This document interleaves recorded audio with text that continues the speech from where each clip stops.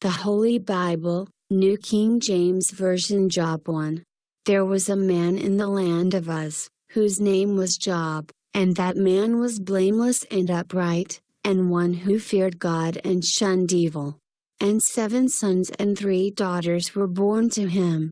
Also, his possessions were 7,000 sheep, 3,000 camels, 500 yoke of oxen, 500 female donkeys, and a very large household, so that this man was the greatest of all the people of the East.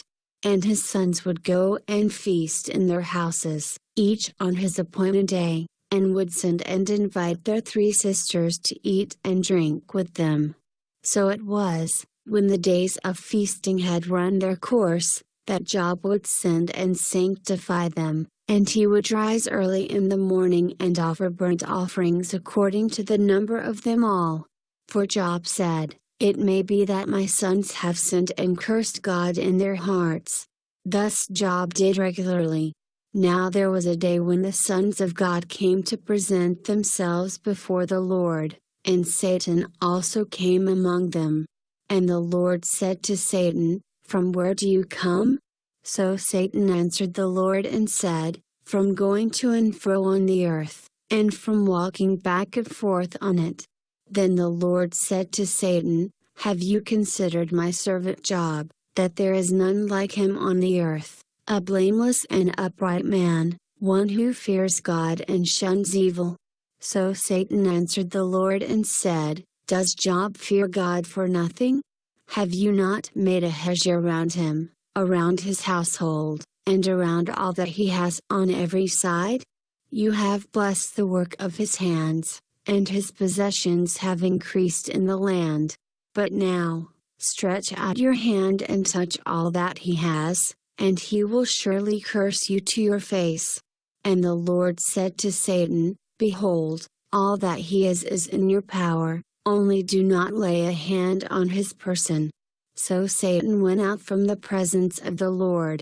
Now there was a day when his sons and daughters were eating and drinking wine in their oldest brother's house, and a messenger came to Job and said, "The oxen were plowing and the donkeys feeding beside them, when the Sabeans raided them and took them away. Indeed they have killed the servants with the edge of the sword, and I alone have escaped to tell you."